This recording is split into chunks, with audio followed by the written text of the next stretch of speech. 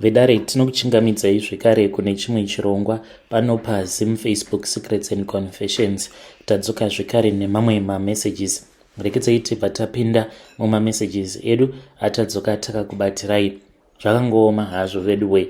Pane imwe message iyo yandakatumidzirwa ichibva kuna mukoma vedu. Hanzi makadi zvenyu mukoma, ndinokumbirawo kuti munge muchindiposterawo nyaya yangu makavikawo chitupa changu. Ininiwo ndiri kuraramawo ndiri kuno kumhiri kwemakungwa. I am here kuno kuAmerica. So pandakauya kunoku I had visited one of my cousin brother who had been staying here kuno kuTexas for the longest time.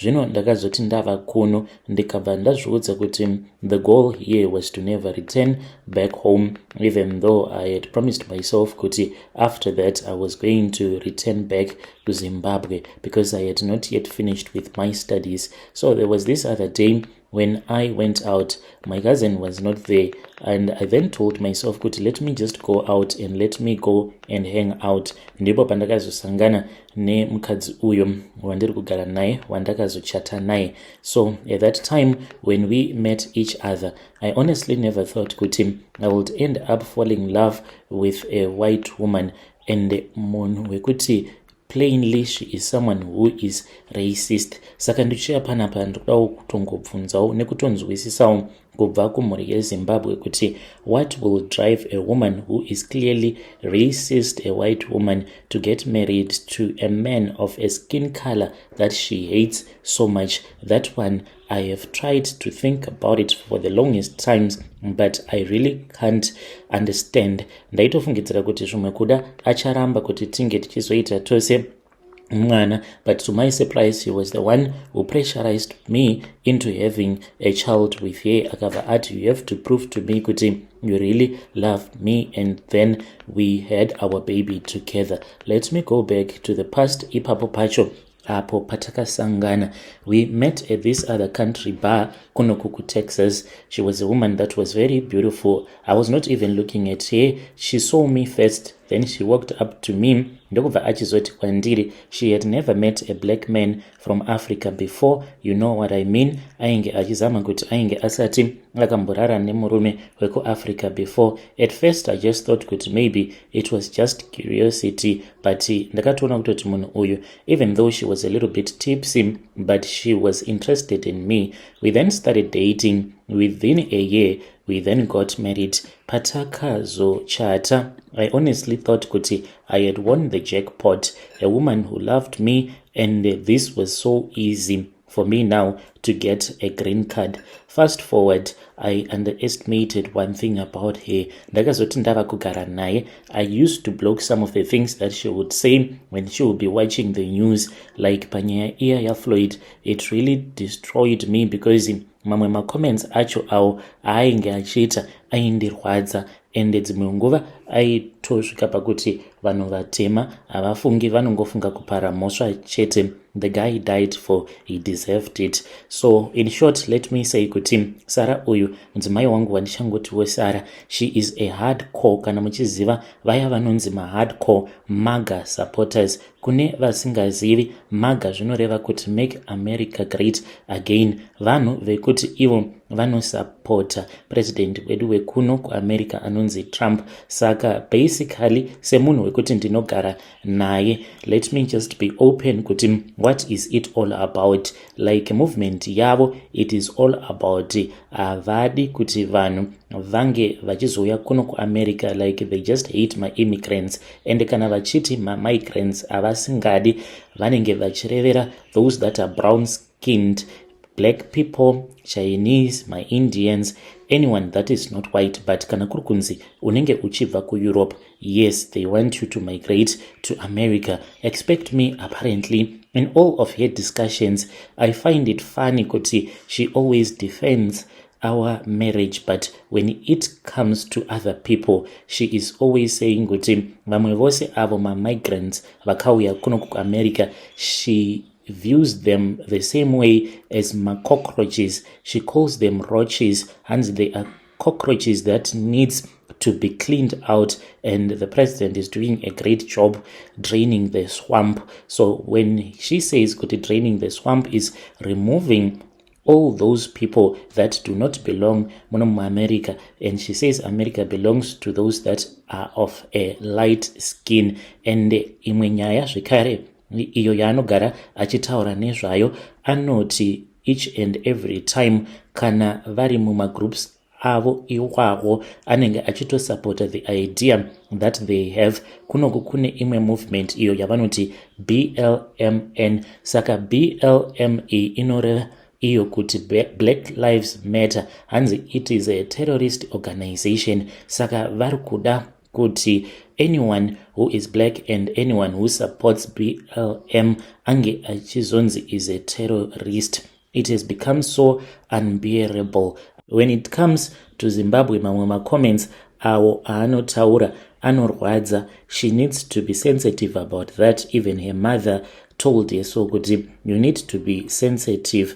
How can you mock kwacho ikoko kunobva murume wako? This was after ati kwandiri, your country is a shithole country, one day when we were having dinner, and I felt as if it is lack of respect. What really pains me the most is that she is always criticizing vanhu avo vanouya kunoku vobva vachizorora macitizens. Hanzi chavo chavanenge vachida chete ndechekuti vanenge vachizoda green card, yet we are legally married and we have a child together. So ndoda kungobvunza kubva kumhuri yeZimbabwe kuti mukadzi uyu anondida here? Ko kana achindida, why has she decided to be part of such a terrible organization? It hurts me a lot. Anoti kana kuri kunzi achida kuenda ikoko kumarali kwavo, sometimes anoti hazviita kuti tinge tichienda tose, because what you're going to hear there, it might affect you. Yet I hear her each and every day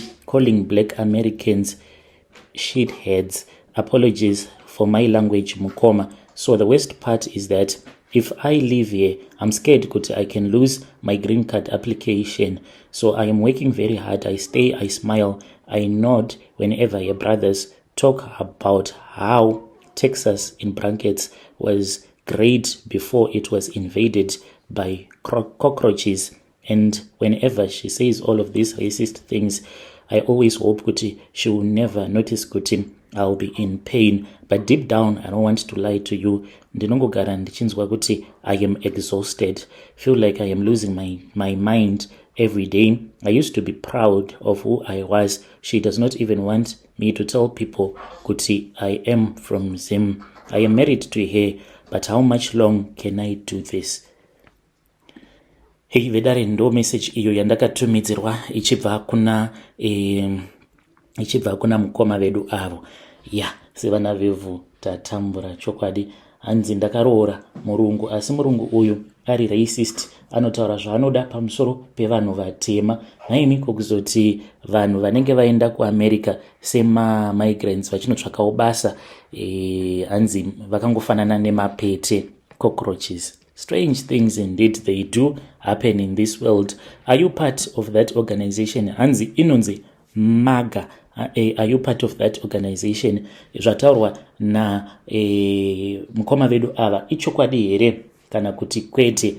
Munowirirana nazvo here kana kuti kwete? We are living in strange times already. Rekedzai tibva taenda panyaya yedu inotevera. Nyaya yedu inotevera yakamira sekudai so. Hanzi makadi zvenyu mukoma, ndinokumbirawo kuti munge muchindiposterawo nyaya yangu makavikawo chitupa changu. Inini ndiri murume uye zvekare ndine makore 40 years ekuberekwa. Mudzimai wangu iye ane makore 42 years ekuberekwa. Takadzidza tose pasame high school ndokubva tatanga kudanana, then tikabva tachizotanga kugara tose, even though vabereki vangu vainge vasingadi nekuda kwekuti iye ainge ari mukuru kwandiri, but because of love, my love that I had for him, takangoramba tiri tose. Fast forward takazouya kunoku kunyika yavatorwa kwatiri kuraramira tiri kuSouth Africa. Saka mukadzi wangu dambudziko riri paari nderekuti iye haatendi ende munhu wekuti anodisa mari stereki. Kunyange ndikanzi ndauya nemari because ininiwo ndinongoitawo zvekungoraramawo nemapeace job, but patori nedzimwe nguva yekutoti ndinokwanisa kutowana kana peace job, sometimes peace job rekuma 20,000. Ndinoti kana ndaita peace job rekuma 20,000 haazokwanise kuverengawo kuti ndinenge ndiine vanhu vandinenge ndashanda navo papeace job pacho ipapo. So many times ndichizonetsana nevanhu mushure mekunge ndatadza kubhadhara vanhu, because iye zvaanozongoita ndezvekuti mari kana ikangogara yapinda muaccount anobva aitora mari iyoyo obva achizoiisa muaccount yake, in which ndiye anobata account iyo yatinochengetera mari yatinoshandisa mumba nemabudgets ose awo atinenge tichiita, kuti ndinge ndichizomuudza kuti pamari iyo yawakatora emari yebasa chindipawo mari yakati ndinge ndichikwanisa kubhadharawo avo vandinenge ndashanda navo, such that mulocation matinogara vanhu vazhinji vava kutongoti Jeff, not his real name. Jeff haashandiki naye nekuti kana ukagara washanda naye anokunyudza mari yako, but nditoriwo munhu atori bo. So mukadzi wangu iye anoti akataura neimwe ng'anga yemuno muSouth Africa, avo vaanongoti doctor, akatanga kutaura navo ava doctor vake ivavo mushure mekunge aenda kunoita peace job ariko ikoko, ndobva akazoudzwa kuti panext door painge pari pamba peng'anga, ndokubva achizoita zvivindi. Hanzi ndakangoendapo ndikanonoka, shuwa munhu kuita zvivindi kunonoka padoor pamba pevanhu vausingatombozivi, ndokubva achizokumbira mafone numbers asangoma uya akapiwa mafone numbers acho iwawo nasangoma wacho, ndokubva achizotanga kutaura naye sangoma uya. Zvino mukomana yashi ng'anga iya yakabva yachizomuudza kuti iye sezvo ari munhukadzi azviite kuti ange achizoromba ari ega, zvinenge zvichitoda iye achizoromba, but akamira ari kumashure kwemurume wake. That is why akazouya kwandiri akatoti dai kwanga kuri kunzi ndaikwanisa kuromba ndiri ndega, ini hangu ndairomba, saka ari kuda kuti tinge tichizoenda kunoromba, handichaziviwo kuti ndoita sei. Anoti iye kana usingazvikwanise zviri nani kuti unge uchindisunungura, kana wandisunungura ndotsvaka hangu murume wekuti ndinokwanisa kuzoenda ndichinoromba naye. Ndiyowo nyaya yangu mukomana shi yandiunzawo pano, ndikudawo advice kubva kumhuri yeZimbabwe. Vedare ndo message iyo yandakatumidzirwa ichibva kuna mukoma vedu avo. Zvakangoma hazvo vedu we, ngatizamei kuti tinge tichitaura navo mukoma vedu ava mucomment section. Strange things indeed they do happen in this world. Rekedzai tibva taenda panyedu inotevera. Nyedu inotevera yakamira sekudai so. Hanzi makadi zvenyu mukoma, ndinokumbirawo kuti muge muchindiposterawo nyaya yangu makaviga chitupa changu. Ininiwo ndinoda kureururawo kuti ndakatengesawo chibereko changu nekuda kwenhamo. Ndiri mudzimai uye zvekare ndine makore 31 years ekuberekwa. Ndakauya kuno ndokubva ndachizotanga kugara paPrazi apo pandainge ndichishanda. Ndainge ndakataura nevamwe amai avo vanobvawo kumaraini ekwedu, asi mukoma ndaisaziva kuti kana munhu akakudaidza kuno kukujoni kubasa anenge ava kutoda kutoti unge uchitomubhadhara. Saka pandakauya kunoku ndaisambofungidzirawo kuti amai vaya vainge vachida kuti ndige ndichizovabhadhara. Nekufamba kwenguva ndainge ndava kungonzwa vava kungotaura mamwe mashoko anorwadza, kuzonosvika one day tichizotukana ndopa vakazotaura kuti munhu mutema habatsiriki. Ndakakudaidza kunoku, now wava kukwanisa kuchengeta vana vako, but hauna kana rimwe zuva zvaro rawakambondifungirawo kuti asi munhu uyu ndinofanira kuti ndige ndichimupawo something. Ndakazovabhadhara mukoma apa vakati vainge vachitoda mari ye2 months, otherwise vaindidzingisa basa because ivo vainge vachifambidzana naforomani wepaPrice pacho ipapo. Ndakabatirwa mari mukoma nashi naforomani uya ndokubva ndatorwa mari ye2 months. Vaingondipa mari yekuti ndinge ndichikwanisa kutengawo zvigrocery nekungotumidzirawo mari kashomanana kumusha. Ndakabva ndachizongoramwa basa ndava kuona kuti ivo amai ava vainge vasingachadi kuti ndige ndichishandapo paPrazi ipapo. Ndokubva ndachizouya kulocation ndikazotanga kugara kulocation, saka ndainge ndava kungoraramawo ndichingoshandawo ndichishandira umwe muIndia. Ndokubva ndazotanga kuwirirana nomumwe mukadzi uyo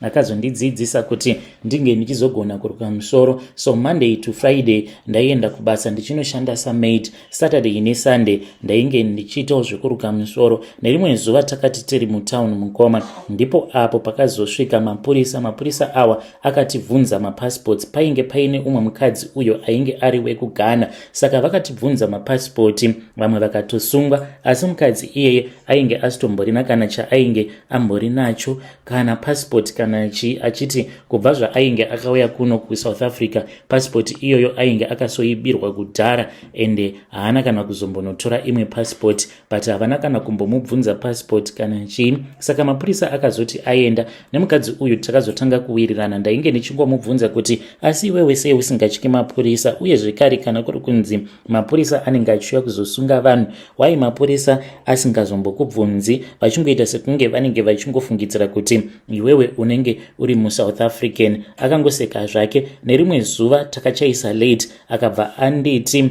ngatitangei tamboenda kumba kwangu because pane zvimwe zvandoda kutanga ndanosiya. Iniwo ndainge ndisingazivi kuti anofanira kuti ange achizadzikisa mhiko dzake each and every day na 8:30 anofanira kutoti ange achitopinda mumba kuri kuzadzikisa mhiko dzake. Saka kuti ange achizoenda neni kulocation first onondisiya kulocation ari iye ainge aita kuti ndige ndichizononoka kuchaisa because ainge aine maclients ake maviri. Saka akabva andikumbira kuti ndinge ndichizomubatsira. Takabva tazoenda kumba kwake. Ndakashamisika tichinosvika pamba pake ndikabva ndatoona kutoti ainge atori neimba full house muno muSouth Africa, but achingogara ari ega. Ndikati iwe unogara uri wega zimba rakakura kudai apa, no boyfriend no nothing, anongogara ari ega. Saka akabva azonditi just wait here, ndinouya zvamanje manje. Mukoma akabva achizoenda kubedroom kwake, akabva azodzoka akabata Zambia, kwava kuwaridza Zambia reria pasi.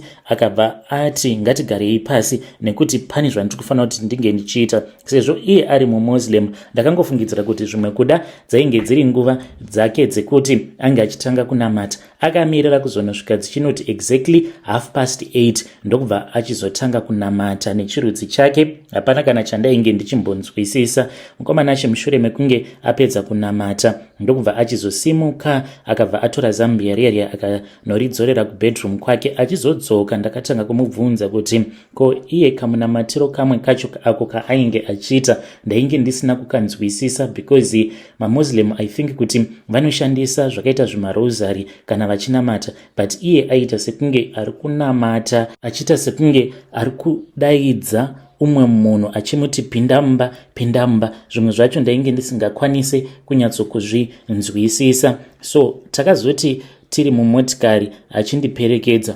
ndopaakazonditi ndichazokubetsera iwewe kuti unge uchizoita mari. Haudi kuita mari here? Ndikati ndinoda kuita mari. Then takazoti mangwana acho tiri kubasa ndakamurangaridza zvekare kuti ainge akandivimbisa the previous night kuti ainge achazondibatsirawo kuti ndinge ndichizoita mari. Saka akangondipa imwe wig akabva anditi pfeka wig iyi tione. Mukomana acho ndakati ndichingonopfeka wig iya ndokubva ndatanga kunzwa dzungu. Ndikabva ndamhanya ndikaenda kutoilet kwava kunorutsa. Akanditevera akabva anditi nguva yacho haisati yakwana yekuti unge uchiita mari. Ndokubva atora wig yake iya. After a couple of days akabva adzokorora zvekare tiri kubasa akabva anditi pfeka wigi iyi. Ipapo pandakaipfeka ndakangoita sekunge ndainge ndabatwa pahuro pangu apa, ndainge ndava kusakwanisa kana kutaura ndichinzwa dzungu. Akati uri kunzwei? Ndikamuudza akabva anditi handei kumotikari kwangu. Takaenda kumotikari kwake asi ndichifamba mukoma ndainzwa sekunge ndainge ndichida kudonha. Akangonditi zvishingise, hazviiti kuti ndinge ndichikubata, unofanira kuti unge uchizvishingisa. Chiti iye ainge asingakwanise kundibata, ndaifanira kuti ndinge ndichifamba ndiri ndega. Takazoti tasvika kumotikari kwake ndokubva tagara paya. Ndopandakanzwa sekunge ndainge ndava nani, but ndichinovhura maziso ndakaona sekunge nyika yose yainge ichitenderera. Akabva achizondipa waini akabva anditi inwa waini iyi. Waini iyoyo yainge yakakora. Ndakainwa waini yacho iyoyo. Mushure mekunge ndanwa waini iyaya ndopandakabva ndachizonzwa kuti tono, ndikanzwa kuti ndainge ndava bhoo zvino. Akabva azodhiraivha motikari yake. tikabva tazodzokera kumba kwake akabva azofonera imwe n'anga yekuGhana. N'anga iyi mukoma takazoswera muswere wese wezuva takaimirira ndokubva yachizouya. Payakauya vakambotanga vanetsana, ingovanzwa vachinetsana vari mukicheni. N'anga yaya yakabva yachizouya mudining umo mandainge ndakagara ndokubva yazondipa imwe chain. Ndakapiwa kamwe kanecklace kegold zvikabva zvanzi tora kanecklace aka unofanira kuti uchizogara wakakapfeka at all the times. N'anga iya ndokubva yachizoenda mushure mekunge yaudza mukadzi uya kuti aifanira kuti ange achizondiudza mhiko dzose idzo dzandaifanira kuti ndinge ndichizotevedzera. So mukomanashi mukadzi uya akabva achizondiudza kuti kwavo uko kuGhana iye ainge akachekeresa hanzvadzi yake mushure mekunge auya kuno kuSouth Africa. Akati auya kuno kuSouth Africa zvinhu ndokubva zvazomuomera, but ndokubva achizobetserwawo nen'anga iyoyo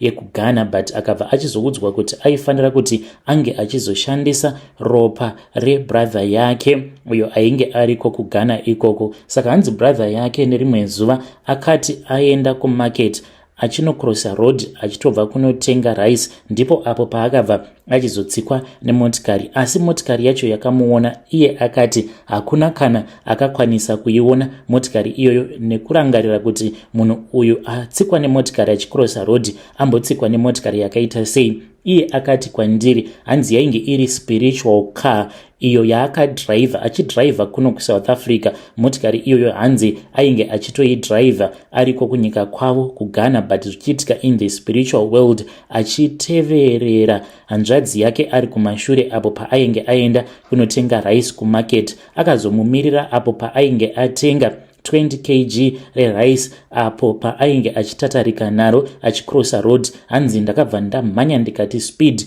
ndikabva ndanomudhuma nemotikari. Motikari iya ndokubva yanyangarika. Saka brother yake akabva afira passport. Achindiudza zvose izvi akabva achizotanga kuchema, misodzi yake ichiyerera. Akatora foni yake ndokubva achizofonera umwe mukomana uyo waakauya akarara naye. Mushure mekunge arara naye ndokubva amupa mari. Akabva achizoti kwandiri pose apo paanofunga nezvebrother yake mafiro awo aakaita anofanira kuti ange achizadzikisa mhiko dzacho idzodzo nekurara nemunhurume, then obva achizotora chimucheka icho chaanenge ashandisa obva achizonochipa n'anga iyo yakamurombesa. Iniwo ndakabva ndabvuma mukoma, ndakazviudza kuti zvakangofanana izvi, ndiri kungotambura one, kuromba oro kusaromba zvakangofanana. Zviri nani kuti unge uchitonakidzwawo neupenyu than kuti unongotambura non-stop uchingonamata but Mwari vacho vasingadaviri. So ndakazosarudza kuti zviri nani kuti ndinge ndichiromba hangu. Iniwo ndakabva ndachizonzi kana ndichida kuromba ndinofanira kuti ndinge ndichizochekeresa uyo anenge ari pamwoyo pangu. Mukoma hana yangu yakarova ndichitanga kufunga kuti amai vangu ivo ndivo vainge vari pamwoyo pangu, ende zvechokwadi ndivo vakabva vazobuda paglazi iro randakapiwa. Ndikabva ndanzi glazi iri unofanira kuti unge uchizoriisa pasi pembedha. Saka ndakarara ndakariisa pasi pembedha, rainge rakavharwa nemucheka mutsvuku. Mangwana acho makuseni ndakanzi zuva risati rabuda unofanira kuti unge uchizomuka, then wabva watora glazi iroro uchaona kuti muglazi imomo munenge muine mufananidzo wemunhu uyo waunofanira kuti unge uchizochekeresa. Ndakamuka mangwana acho makuseni mushure mekunge alamu yarira, nekuti ndainge ndaseta alamu ya5 am. Ndakabva ndachizoona kuti muglazi umu mainge muine mufananidzo waamai vangu. Mukoma ndakarwadziwa, asi ndainge ndakaudzwa kuti handaifanira kuti ndinge ndichibuditsa misodzi kuzonosvika amai vangu vachinopinda muvhu, otherwise ndaisazokwanisa kuita mari. Ndakabva ndachizodzokera kwaari mukadzi uya ndikamurakidza izvo zvandainge ndichiona muglazi. Akabva anditi it is okay, zvinowanikwa, you are going to be strong, you just need to be strong. Asi sezvisinei amai vakazoti vatanga kurwara mukoma, amai vangu vaindifonera vachichema, izvo zvakazokonzeresawo kuti ndinge ndichizosvika pakuyeredzawo misodzi yangu. Ndikabva ndaudzwa kuti ndainge ndatadza kuzadzikisa mhiko dzangu. Ndakafara ndichiti zvimwe kuda amai vangu vaisazofa, asi amai vakazoshayika mukoma. Apa ndikabva ndarambidzwa zvekare kuti ndinge ndichienda kurufu rwaamai vangu. Amai vangu vakavigwa inini ndisipo, ndikaudzwa kuti kana ukangogara waenda kurufu rwaamai vako zvichakupandukira. Ndakamboda kuita nharo mukoma, but ndakasangana nemashura ndiri mubhazi. Ndakangoona umwe mukadzi ainge aine mapapiro akaita sekunge chiremwa-remwa, ndikabva ndatongoburuka same time. Bhazi rainge risati razara at that time, ndokubva ndadzokera hangu kumba. Saka ndakabva ndachizodaidzwa zvekare nen'anga iya. N'anga iyi ikabva yazoti yainge ichida kundipa zvekare umwe mukana, nekuti yainge ichindinzwira tsitsi. Ikabva yazoti iyo kwandiri inozviziva kuti sandinyore kuti unenge uchida kuromba then wobva wachizochekeresa mubereki wako mushure mekunge mubereki wako ashayika, wobva wachizoudzwa kuti haukwanise kuti unge uchizoita mari. So mukomana ndakapiwa second chance,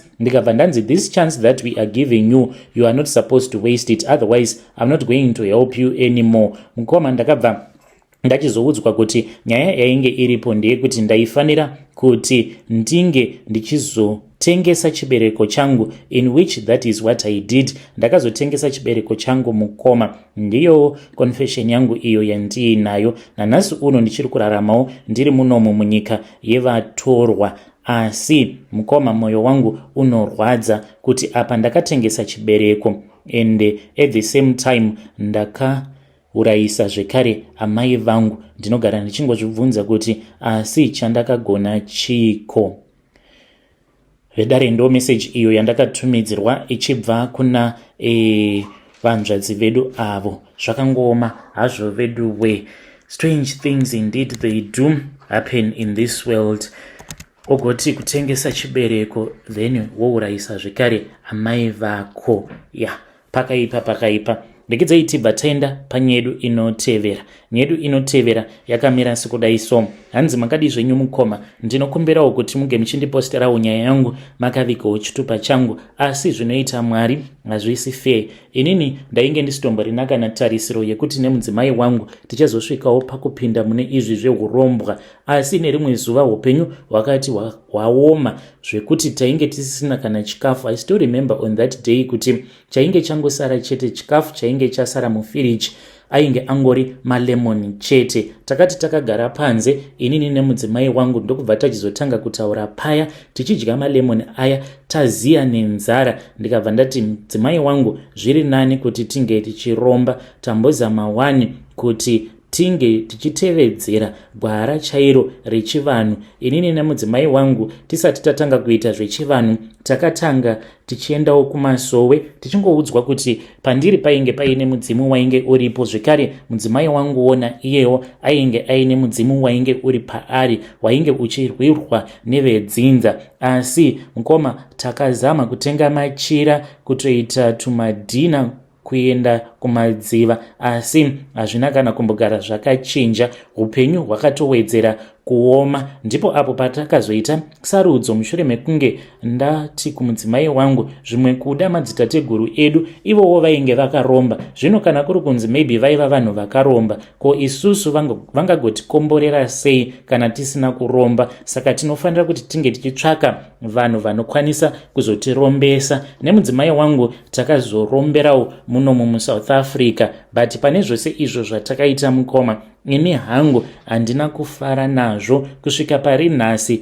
I am standing to be corrected, but I blame God in everything that went wrong in my life, because patakauya kuno kuSouth Africa tichiri kuita zvekunamata namadhamu, taitonamata tichitobatsirawo vanotambudzika, tichizviudza kuti blessed is he who gives than the one that who receives. But zvakazoenda nepi? Ndinotozvidemba mari dzangu dzose idzo dzandaipa vanotambura. Dai hangu ndakakwanisa kutanga mabusinesses nemari idzodzo, because kana kuvillage uko vanhu vaitondiziva kuti ndo rainge riri basa rangu iroro. Ndaiti musi watinotumidzira amai vangu chikafu mukoma, ndaitomeka sure kuti ndinototenga box resipo shuga. Ndobva ndaudza amai vangu kuti zvinhu izvi zvandatenga, kana kuri kunzi muvillage kana kukauya munhu pamba achikumbira sipo, munongovhura mubhokisi umu momupa sipo, kana iri shuga imimi munongotora kana iri 10 kg ndo mamunenge muchingonokorera vanhu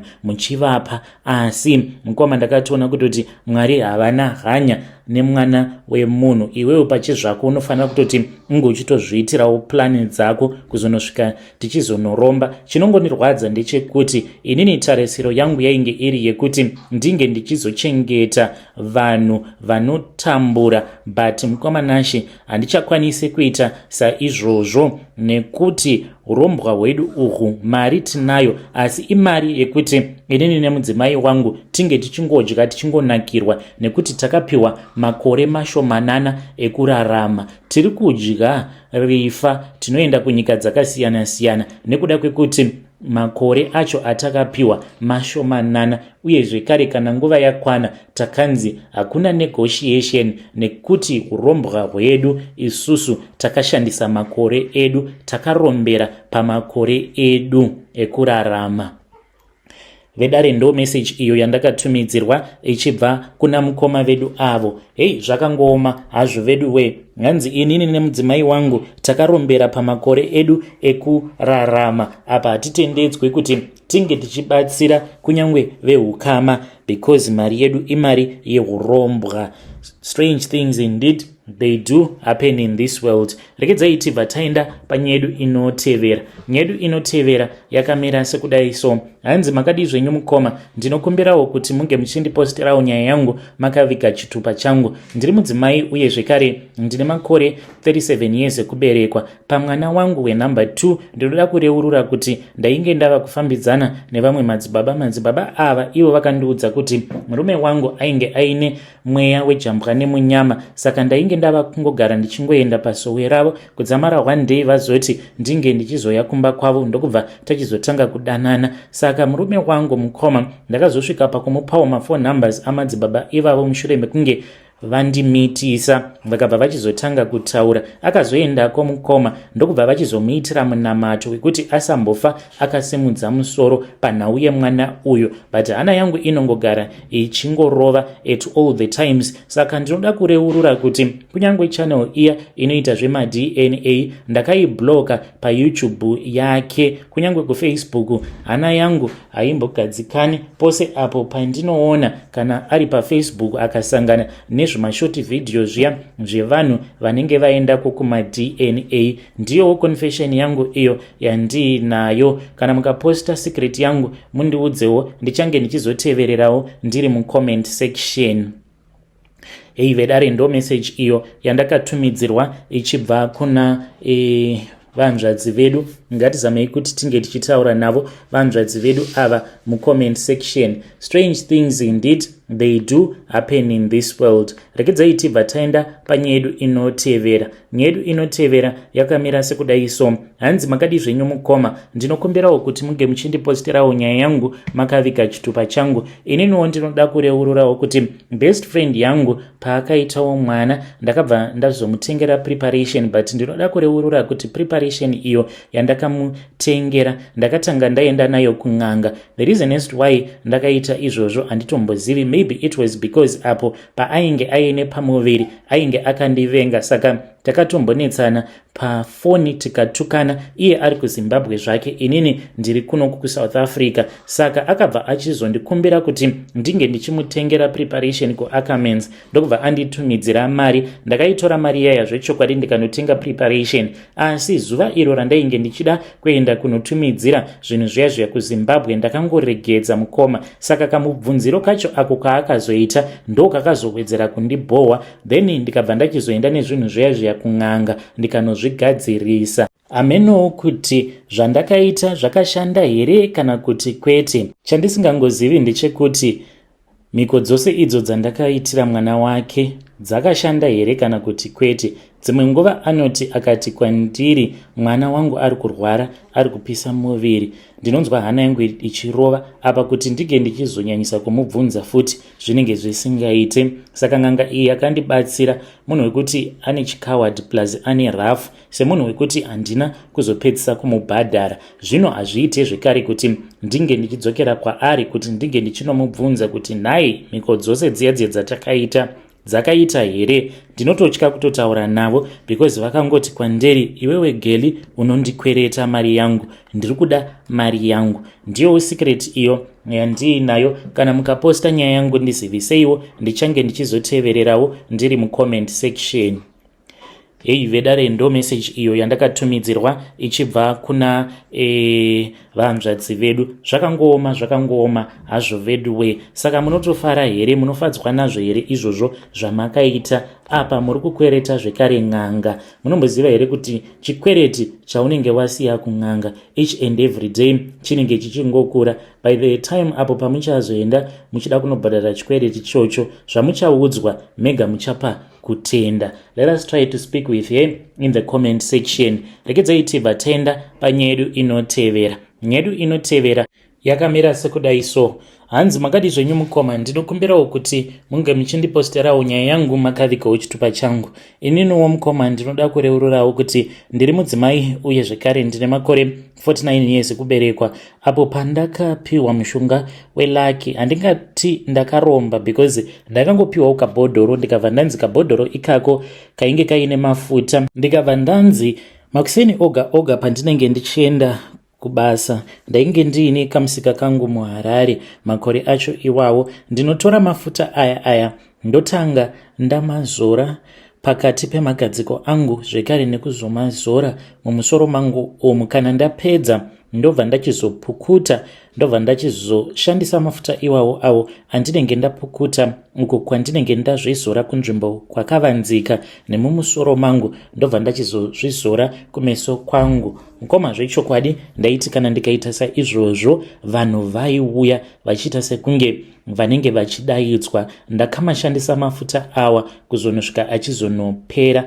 Mushure mekunge apera mafuta awa, ndipo apo pandakabva ndachizodzokera kune umwe wacho iyeye ainge akandibatsira. Ndakangodzwa kuti hanzi akazorwara mushure mekunge andipa kabhodhoro ikako kainge kaine mafuta elaki. Arwara ndokubva achizoenda kunyika kwavo kuMalawi. Ndikabva ndazongosiyana nazvo, asi lake harina kupera. Chakazombonditambudza makore acho iwawo ndechekuti ndaiti kana ndikafamba usiku ndaiona zvipoko. Ndakatombopfimbwa neumwe murume ndichifungidzira kuti munhu anotorarama, ndisingazivi kuti chenge chitori chipoko. Zvakaitika musi wacho iwoyo ndakanonoka kuchaisa because ndainge ndava kuwana macustomers akawanda, asi pakamusika kangu kaya ndainge ndakaudzwa kuti handaifanira kuti ndinge ndichizobvapo. Ndainge nditori nemarestaurant angu andainge ndiinawo, asi vanhu vaitozviziva kuti kuofisi kumusika kunyangwe ndichifanira kuti ndinge ndichipa vanhu mari dzavo dzemapei, vaitouya kuzototora mari dzavo kumusika kwangu, asi vanhu vainge vasingafungidziri kuti ndiri munhu akaromba. So musi wacho iwoyo apo pandakazopfimbwa nechipoko ndakanonoka kuchaisa, ndokubva ndatopinda motikari yangu kwava kutanga kudhiraivha. Mazuva acho iwawo ndainge ndichiri kugara kuMabvuku. Ndakabva ndachizoona umwe murume uyo ainge akamira pahiking spot. Ndikamisa motikari yangu, hamenowo kuti chii chakandipa zvivindi because kwainge kwatodoka. Murume uyu akabva ati iye ainge achienda kwaMutare. Takati tati fambei, ndokubva achizotanga kundipfimba. Ndikabva ndatongotangawo kutongonzwawo ndichimuda because makore acho iwawo ndaiva ndiri munhu ainge ari busy, ndisina wandainge ndichifambidzana naye. Ndikati zvimwe kuda munhu uyu ndinokwanisa kutofambidzana naye. Kati ndiri pakati pekufunga kudaro,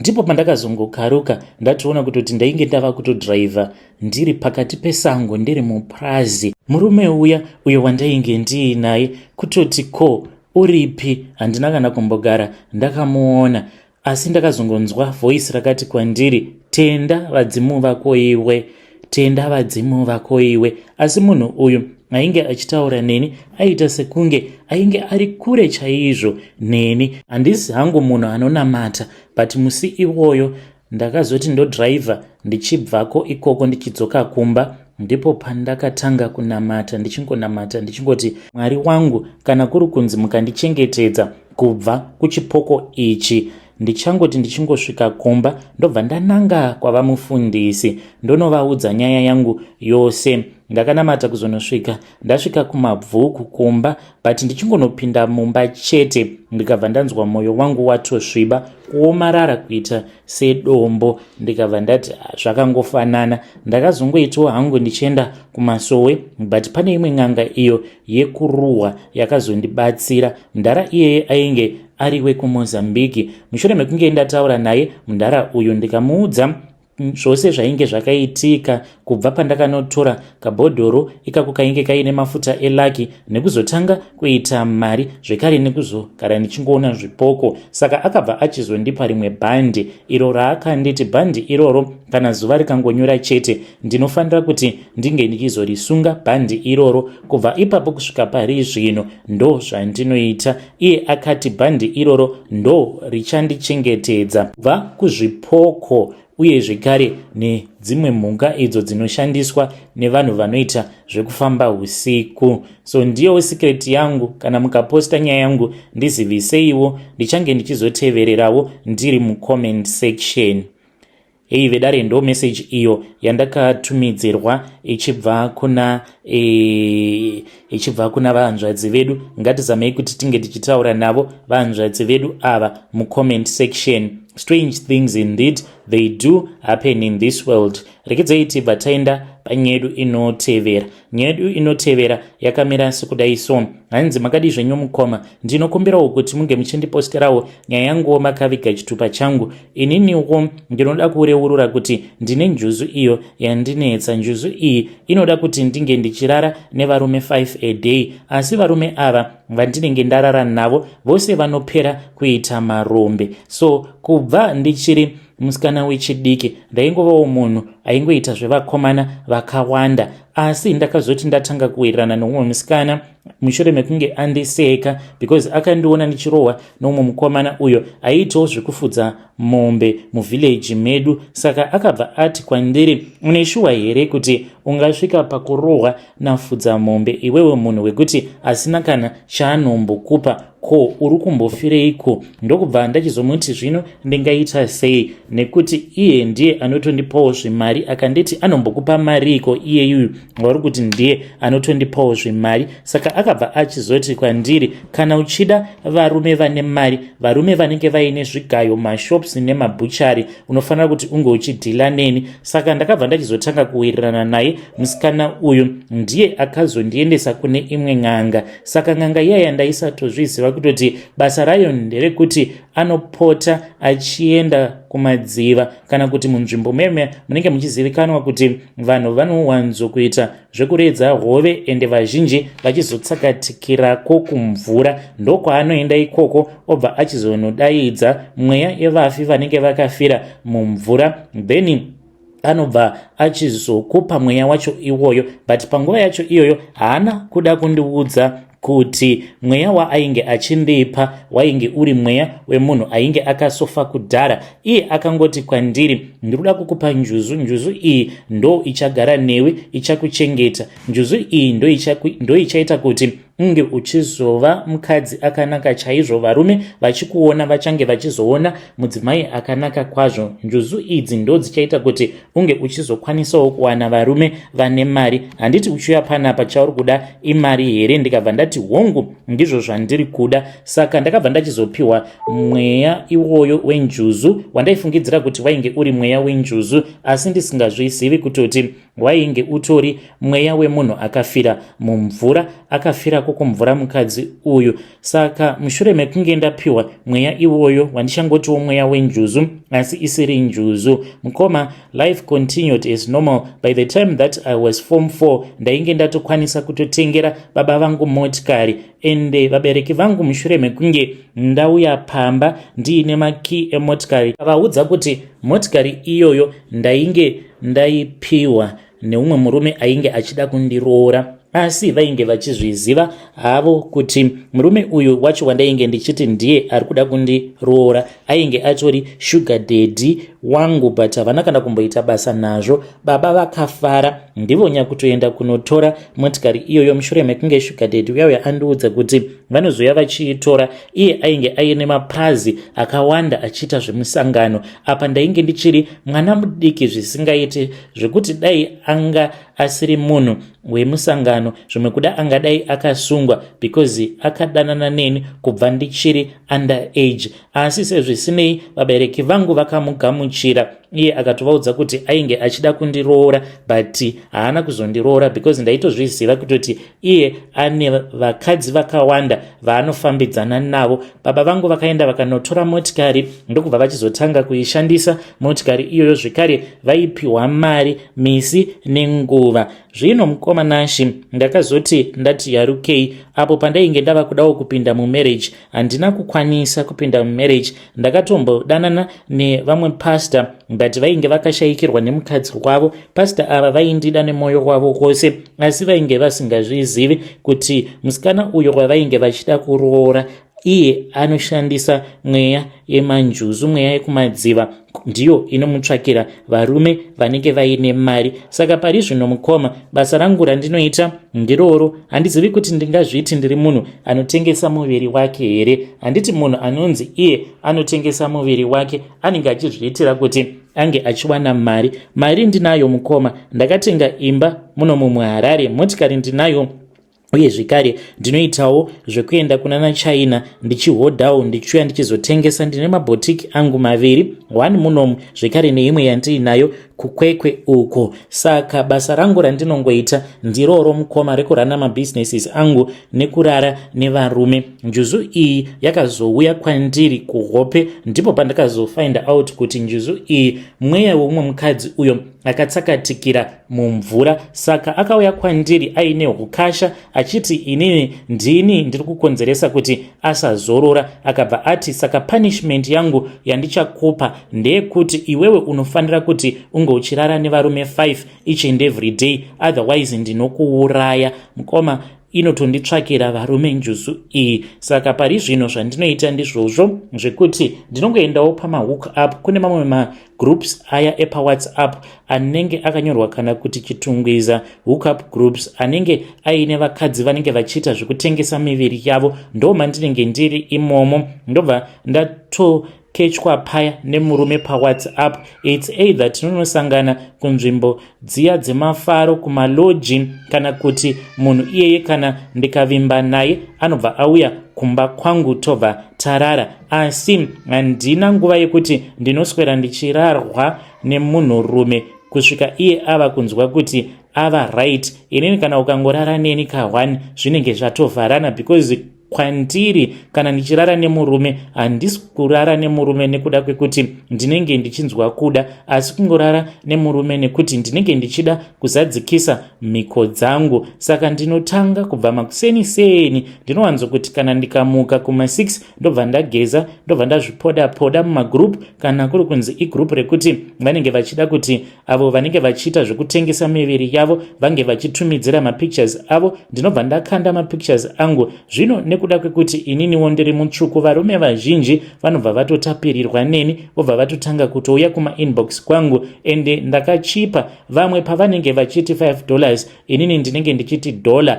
Handina basa nemari iyoyo yandinenge ndichipiwa nemunhurume uyo anenge achida kundikecha. Chandingori nebasa nacho ndechekuti ndinenge ndichida kuti iye angorara neni chete. Ndikarara nemurume kana kuri kunzi maybe ndakwanisa kurara nemurume kuma10, then ndobva ndambozorora ndoti kuma11, kuzonosvika kuma3 at least ndinenge ndava panumber 4, ndobva ndachizopedzisa newe number 5 anenge aitawo lake dzimwe nguva ndiye wandinozorara naye usiku hwose. Njuzu iyi zuva nezuva mukoma inomuka makuseni inowanzokuya kwandiri kuma 4 am. Ndinokwanisa kutoona kana hove inenge iri mumba, ndotoziva kutoti inenge iri njuzu iyo inenge yauya kwandiri. Ndakatomboti kune vamwe baba, dai maiziva zvenyu kuti apa muri kungozvikanganisira mushure mekunge vandipa lift ndichita sekunge munhu ari desperate. Saka vakabva vachizoti vachidhraivha motikari yavo kwava kundipfimba baba vaya. Saka ndakabva ndazoramba, vakabva vatanga kundibata-bata vachidhraivha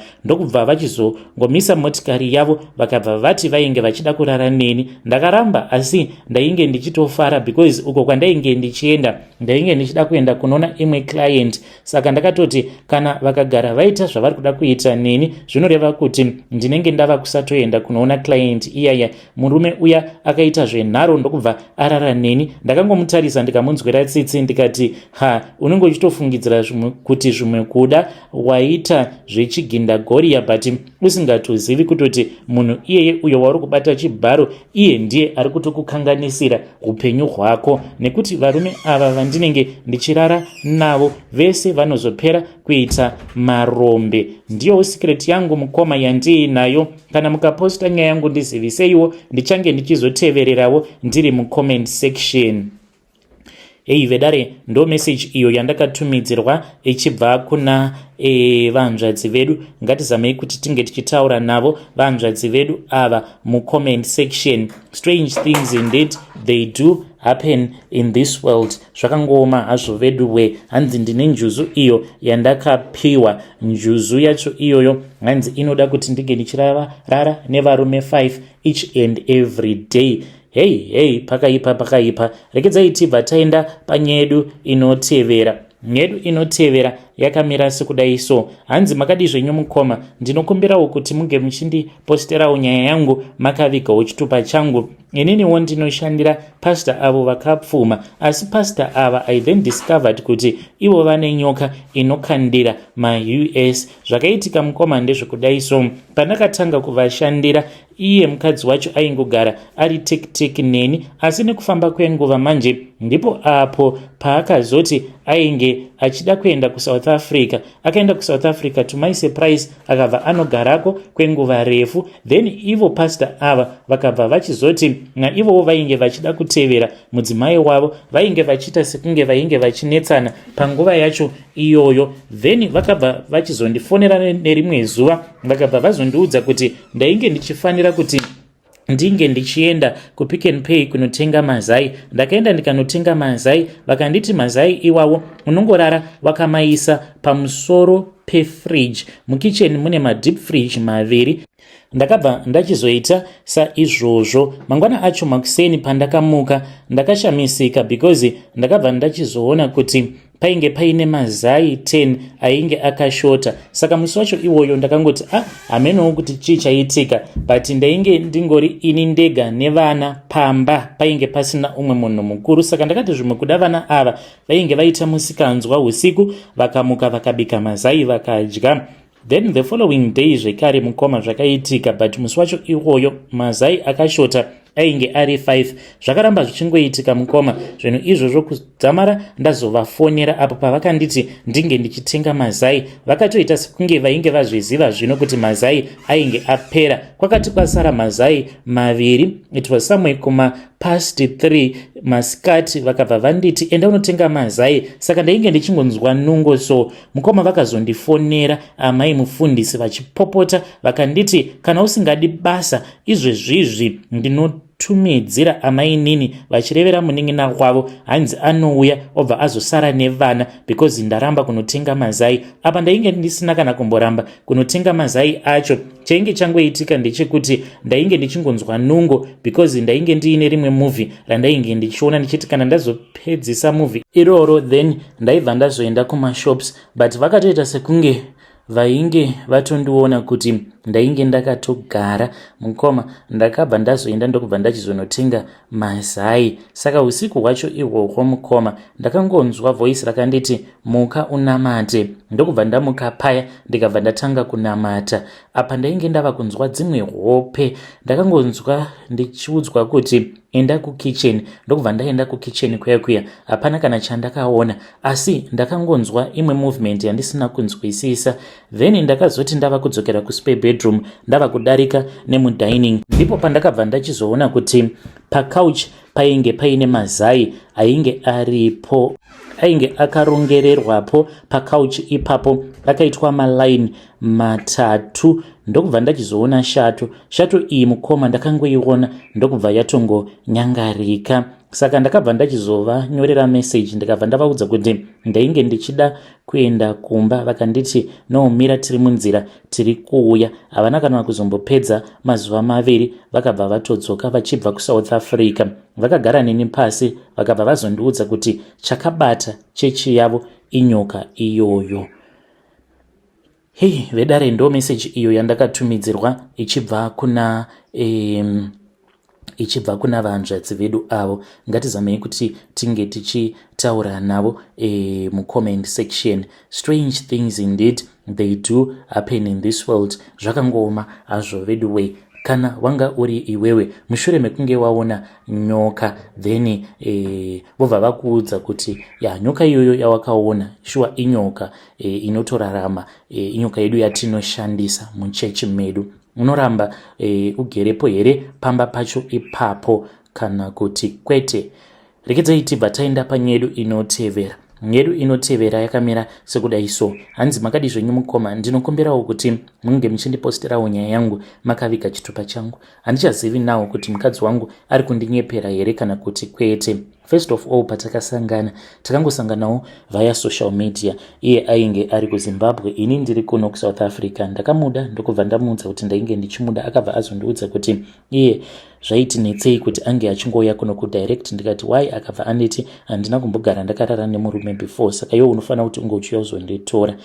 Ndakafara mukoma nashi, ndokubva ndaenda kumusha. Ndainge ndiine kamari kangu, ndikabvisawo zvimatsvakirai kuno nezvakangosiyana siyana. Ndokubva ndachizotora mhuri yangu ndikadzoka nayo kuno kuSouth Africa.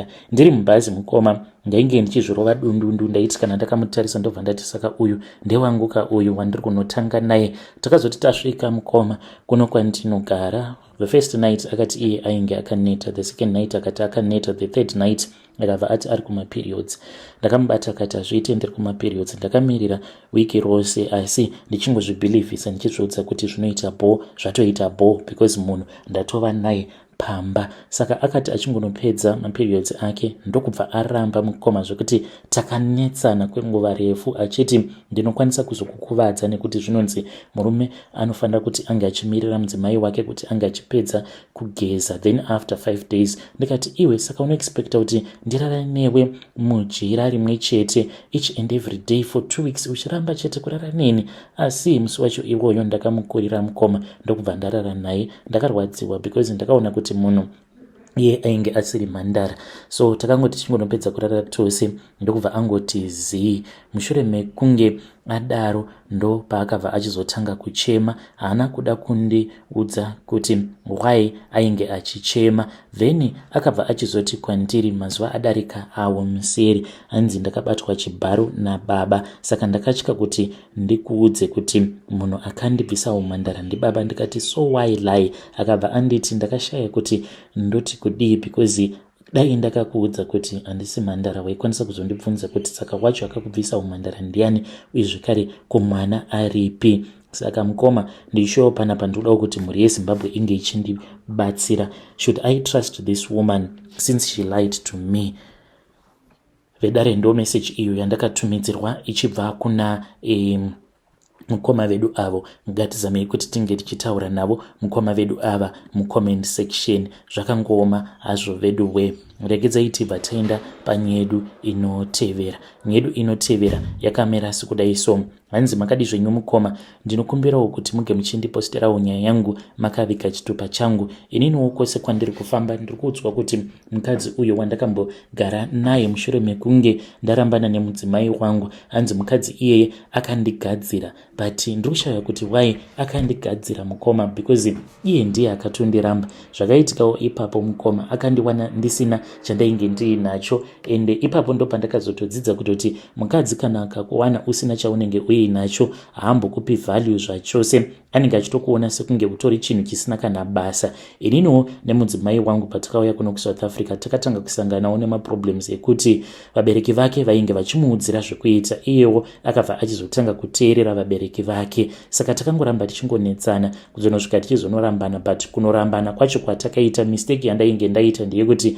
ndakatora vanatsano vangu vose ndokubva ndazovaunza kuno kuti katanga kugara in the same location. Saka ipapo patakatanga kunetsana, iye ainge ava kungoenda achingonoripota achingovaudzawo kuti inini ndini ndainge ndichimunetsa, ivowo vaingotora izvo zvaanenge avaudza vobva vatanga kutongonetsana neni. Saka one day vakazongorongana paukama ndisipo, ndakazongotiwo ndichibva kubasa zvechokwadi ndikabva ndatongoona kuti mumba mainge musina kana chainge chimborimo, nemotikari zvose vakatora. Ndikanzwa kuti motikari iyoyo vakazoitengesa, zvinova zviri zvinhu zvokuti zvakandirwadza for a very long time. Asi mistake yandakaita ndeyekungoti ndakabva ndangotiwo ndichingobudawo murelationship iyoyo, ndatorerwa zvinhu ndisina kana chandainge ndiinacho, ndokubva ndatongopfimbawo umwe mukadzi, but mukadzi uyu ainge asingazivi history yangu, achigara kune imwe location.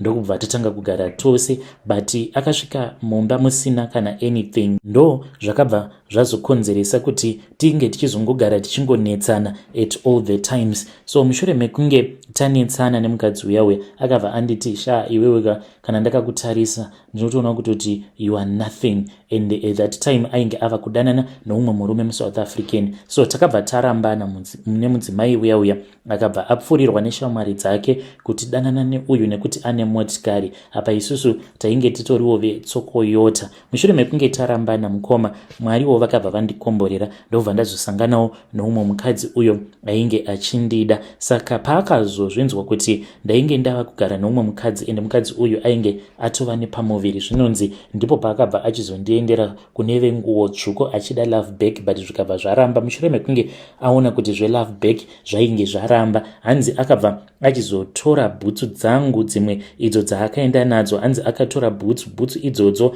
hanzi dzakabva dzazosungwa newaya, vakaita dzekubatanidza kudai. Hanzi vainge vakanyora chipepa ichocho akatoita chikunolaminata kuti mvura isambofa yakapinda, ende hanzi akanonyoresa kuti iwewe Steve, not his real name, uchafa usina chauinacho, uchangoramba uchingodzungaira uri masango anenge ari matema. Hanzi ndokubva vabatanidza bhutsu dziya vakabva vadzisunga newaya. Hanzi akaenda musango ndokubva achizonosiya bhutsu idzodzo musango. Zvino madzibaba avo vakandibatsira, vakati kwandiri kuti ndinge ndichizokwanisa kusunungurwa pamhiko idzo dzandakaitirwa naX, ndiri kufanira kuti ndinge ndichitsvaka bhutsu dzacho idzodzo, then dzobva dzazopiswa. Zvechokwadi mukoma, kana ndakazvitarisa ndiri munhu wekuti kana ndikawirirana nemunhu ndinokwanisa kubatsira munhu uya, asi munhu iyeye mukoma tinozotopedzisira tatonetsana nekuda kwekuti anenge achiti inini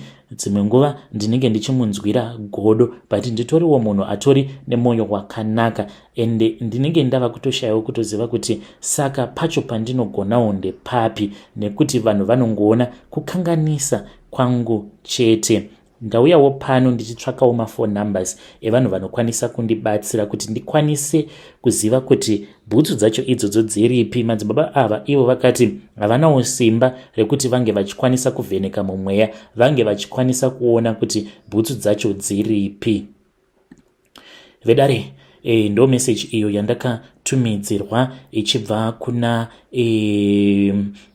kuna mukoma vedu avo. Zvakangooma hazvo veduwe. Strange things indeed they do happen in this world. Ngatisanganei zvekare mune zvimwe zvirongwa zvinotevera.